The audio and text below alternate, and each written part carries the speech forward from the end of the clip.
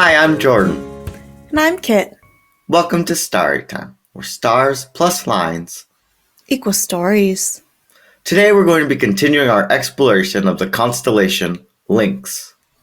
Unlike every other constellation we've covered so far in this podcast, Lynx does not have a Greco-Roman myth specifically tied to it.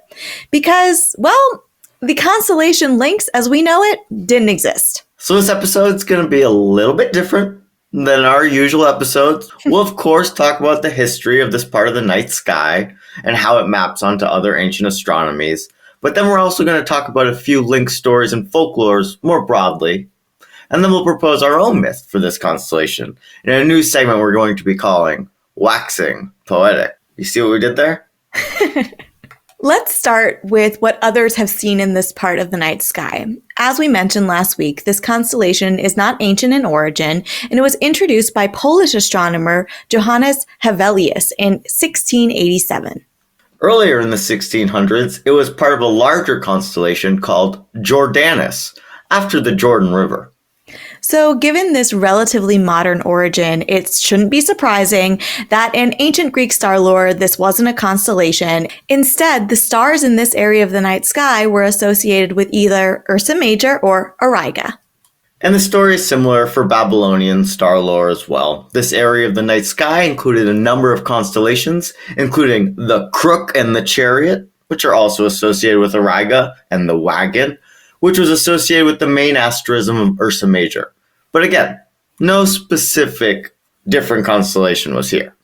In ancient Chinese astronomy, the stars within this constellation Lynx are found in the purple forbidden enclosure, as well as within the white tiger of the west and the vermilion bird of the south areas. The story goes that Hevelius named the constellation Lynx, or possibly Tiger, because of the faintness of the constellation itself. Only someone with the eyes of a lynx, he said, could see it. Which maybe is why we don't see it incorporated into these other astronomies from antiquity. So we don't really have that dipper shape or really bright stars to anchor onto. And we don't even have a specific myth related to this constellation.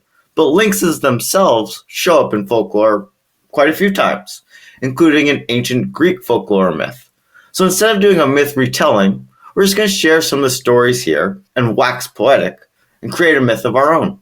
In ancient Greek legend, there were several stories about lynxes. This kind of surprised Bob, who investigated further and informed me that there is a species of lynx called the Eurasian lynx that can be found in Europe, including also a subspecies called the Balkan lynx that's sometimes found in Greece. So he was surprised because he was like, did they have lynxes in Greece? Oh, you betcha they did, and the Iberian Peninsula as well. We'll get more into the geographic reach of lynx and the 4 different subspecies in our Creature Corner asterism this month, Bob. So stay tuned for that. I do love Creature Corner. Okay, so this story, however, is about the lynx stone, which contended, as the myth went, that the pea of a lynx hardened and turned into a precious stone like amber. Ew. Yeah, so all these like rich ancient Greeks just like wearing lynx pea. From the Greco-Roman era, we also have a myth documented by Ovid in Metamorphoses about King Lynx, or King Lynx, or King Lynxus. I'm going to go with King Lynxus, who was visited by Triptolemus.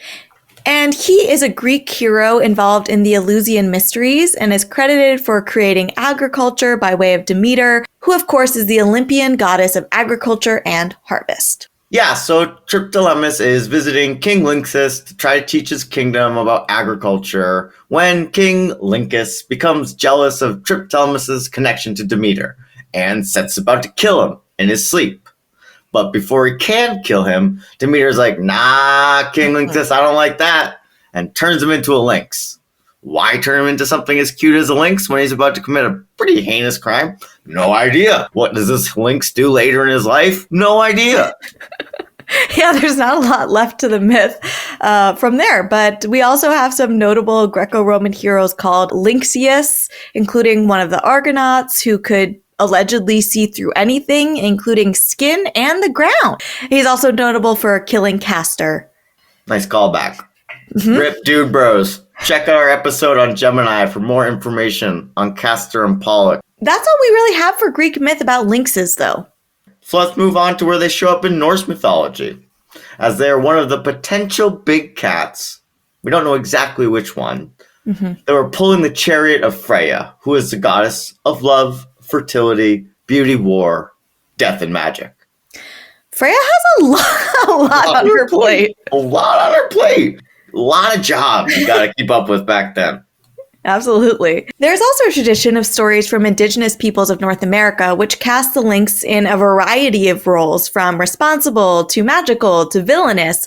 But I wasn't really able to find a high quality source on specific myths. I found some, but I couldn't verify them in multiple places. So I'll post what I did find on our socials at StorytimePod on the Universidon server of Mastodon for folks who want to learn more. And we'll just keep looking to learn more and expand our sources on this topic going forward. Kit, I think we did a great rundown of where lynx show up over the course of human cultural history. But now it's our turn to put ourselves into the story with our proposals for a myth for the constellation Lynx. We'll take a quick break and then return with our newest segment, Waxing Poetic.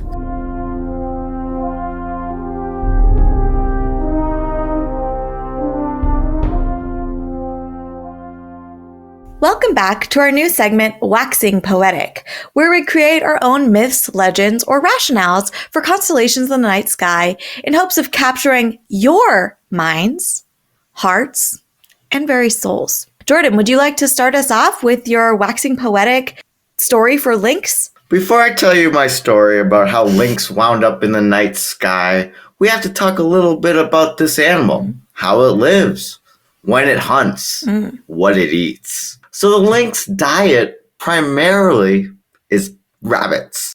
They comprise 35 to 97% of their diet. Lucky for the lynx, there happens to be a constellation, Lepus, the rabbit, that is currently being chased by the dogs of Orion. What they don't know is that the lynx is what's called an ambush predator. And so, once upon a time, ancient people would observe lynx climbing up tree branches. They would see them jump and they wouldn't land.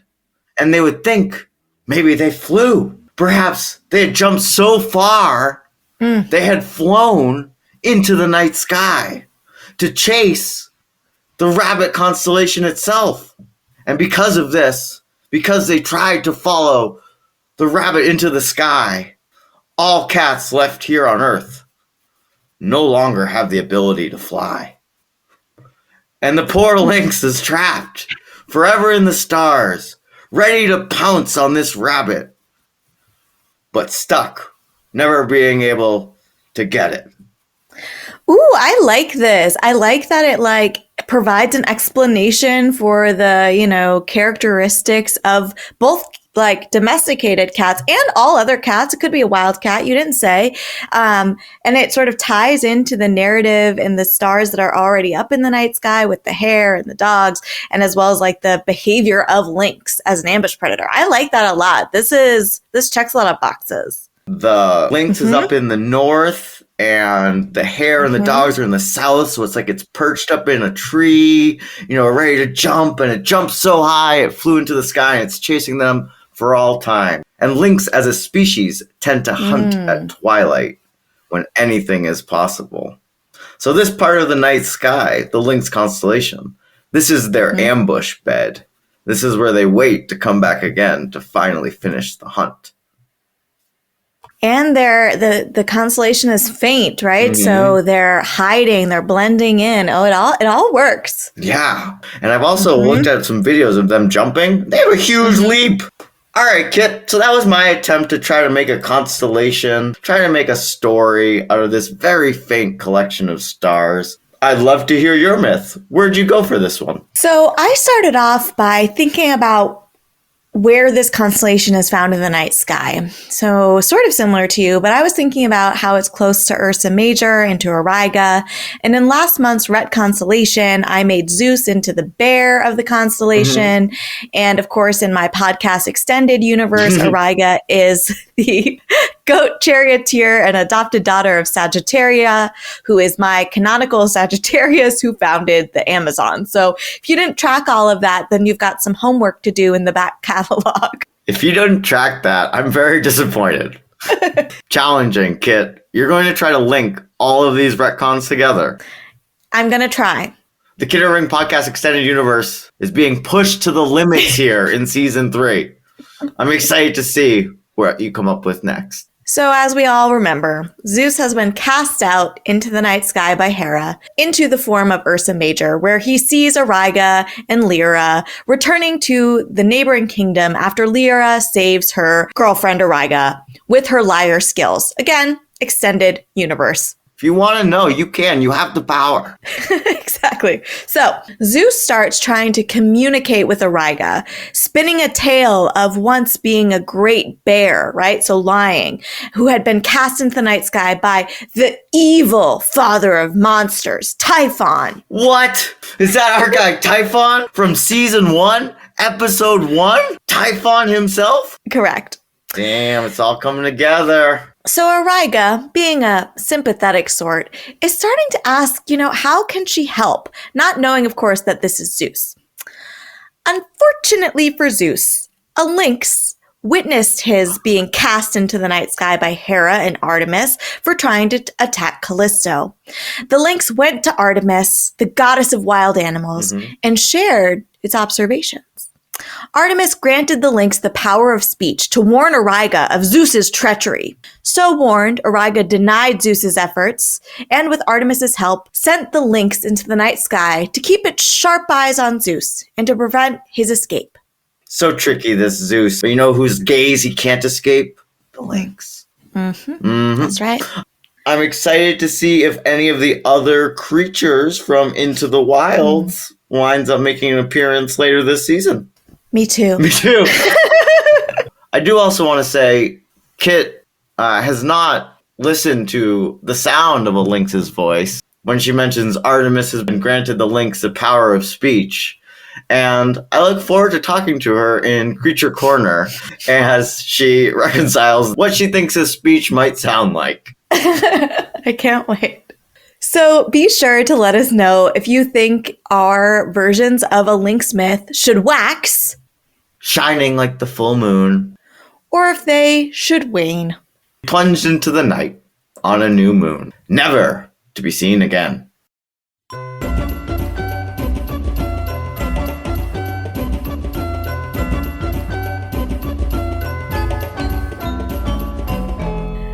Now it's time for our segment, Oracle AI.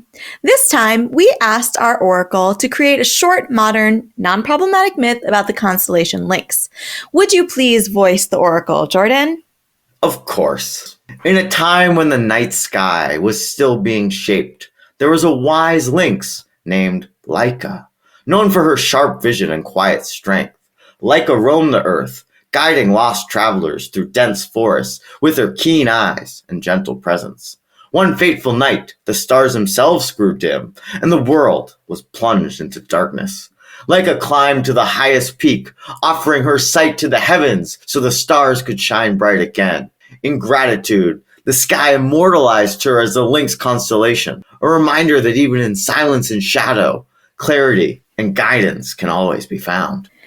So, I feel like this sort of makes sense, but also makes no sense. I want to know how the Lynx offers their sight to the heavens so the stars could, because that's like a very simple sentence, but it actually makes no sense. It doesn't mean anything. So it's like she was so good at seeing that the stars came back? Unclear. Many interpretations. Does not involve any flying cats, unfortunately. I do like that it is short and non-problematic, but I guess it also, there's a thin line between short, modern, non-problematic, and absolute nonsense, apparently. Apparently. But thank you. I think at the end, the reminder is good. Silence and shadow. Put that on like, a label for... Your email signature. Yes, right? Yes. I mean, it is nonsense, but you didn't need to listen to both seasons of Storytime to follow it. So maybe it does make it better than mine. At least it wasn't a myth about how great the Lynx is at, pissing amber.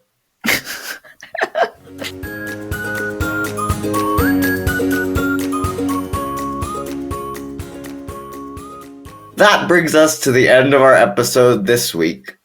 Please join us next week for the pop culture segment of our exploration of this constellation, Lynx. This has been Kit. And Jordan. Sisters who love stars and stories. And we see you next time. On Storytime.